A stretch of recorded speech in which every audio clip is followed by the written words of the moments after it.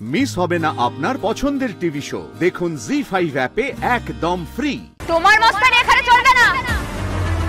ঈশিতা দিদিকে মারা এত সহজ না।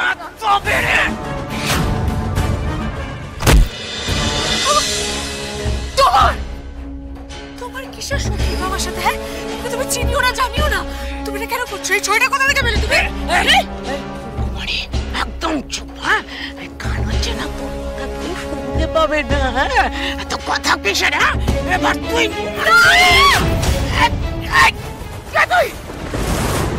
টগরকে ধরেছিস। আমি ফুলকি দাস। ফুলকি দাস। তোমার মস্তানি এখানে চলবে না। ঈশিতা দিদিকে মারা এত সহজ না।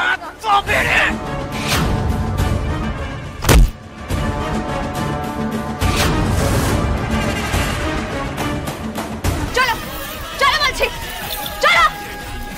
দেখুন দেখুন সকলে, আজ এই অনুষ্ঠানের মধ্যে কি হচ্ছিল।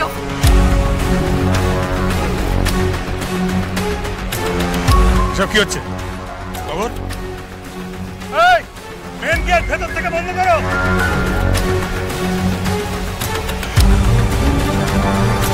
দেখুন স্যার, আপনার এখানে কি হচ্ছে? ঈশিতা রায় চৌধুরীকে খুন করতে চেয়েছিল।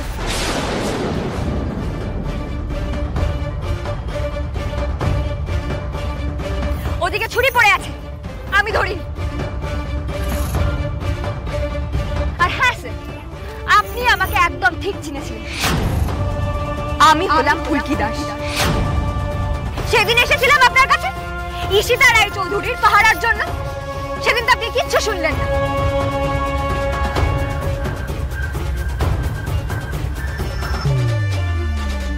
আজ আজ কি হলো স্যার? ঘোষাল, দেখো তো কোন ছুরির কথা বলছে। Yes sir.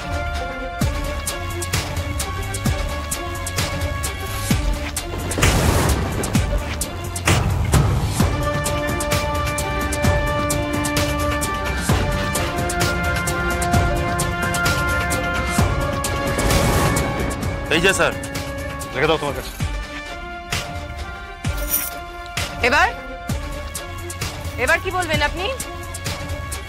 আরে ইনি তো লাবণ্য সান্যাল, নির্বাচিত এমএলএ। ইনি এখানে কি করছেন? আগে হ্যাঁ, আমি লাবণ্য সান্যাল।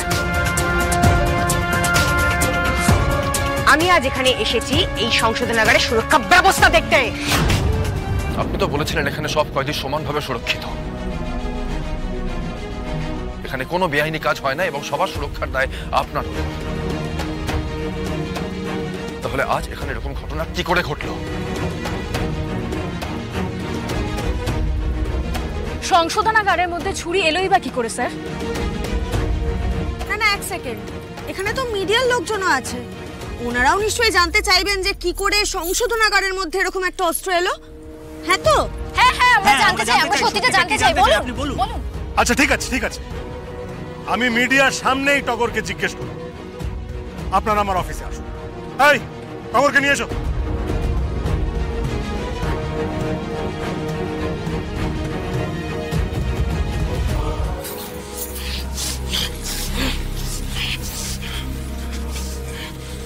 কি হলো জেলার সাহেব?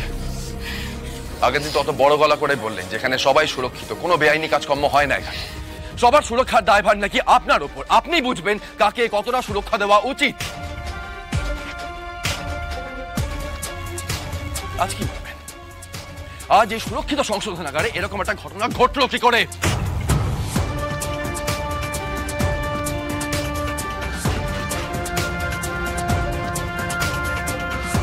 টগর, ছুরি কোথায় পেয়েছিস তুই?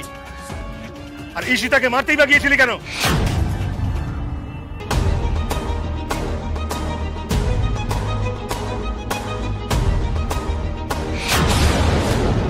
পুরীতে ফেরত চল। কথা না শুনলে এখানেই মরবি। চল। বলবি কিনা বল। বলবো না। এখানে এসব ছুরি চাকু মেশিন আনার অনেক উপায় আছে, সেসব তো আমি বলবো না।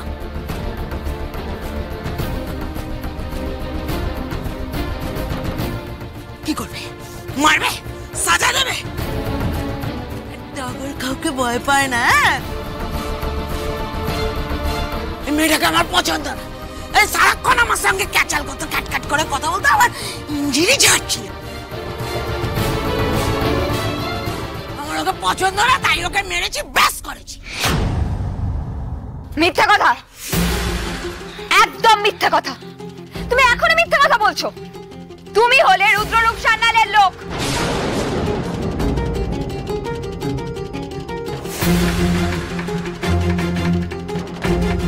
রুদ্ররূপ সান্যাল কাউকে একটা ফোনে বলছিলেন ঈশিতা রায়চৌধুরীকে শেষ করে দিতে হবে। আমি আর স্যার জেলা সাহেবের কাছে এসেছিলাম। তিনি বিষয়টাকে হালকা ভাবে নিয়েছিলেন, উল্টে আমাদের অনেক কথা শুনিয়েছিলেন। আজ কি হলো? আমার সন্দেহটাই তো ঠিক হলো। এক্স্যাক্টলি, এরা সবাই আমার কাছে এসেছিল সাহায্য চাইতে, যাতে সংশোধনাগারের মধ্যে কোনো রকমের খুনোখুনির ঘটনা না ঘটে।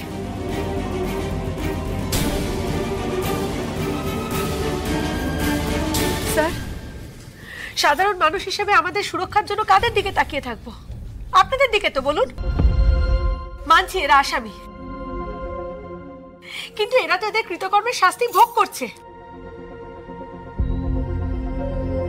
কিন্তু সংশোধনাগারের মধ্যে এদের মিনিমাম সুরক্ষাটুকু আপনারা দেবেন না? এদের বেঁচে থাকার অধিকারটুকু দেবেন না? কিন্তু আমরা জানতে চাইছি ছোড়াটা ভেতরে ঢুকলো কি করে? গেটে ঢোকার মুখে তো এত চেকিং হয়।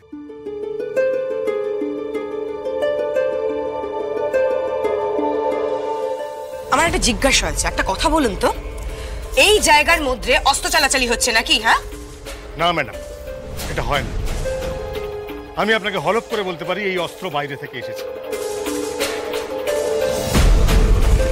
আমি কনফিডেন্ট টগরকে ইন্টারোগেট করে ওর মুখ থেকে সবকিছু বার করে নিতে পারবো। এই একে নিয়ে যাও, চলো। এই এই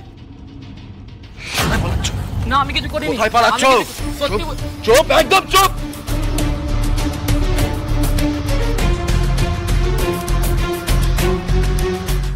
ম্যাম, আজই এসছেন এই ছেলেটা রিপ্লেসমেন্ট হিসাবে? হ্যাঁ।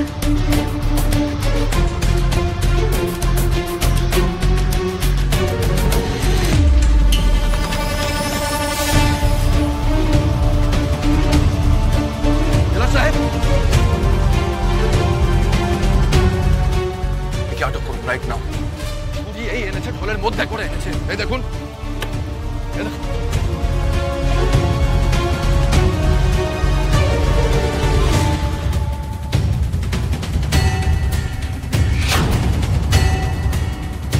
কাপড়টা ভেসে গেছে। কি করে ভেসেছে? চুরির ফলায় নিশ্চয়ই, বুঝতে পারছেন? একে জিজ্ঞাসাবাদ করুন এক্ষুনি। আপনি ওকে নিয়ে যান। জি5 ডাউনলোড করুন আর সব এপিসোড দেখুন একদম ফ্রি।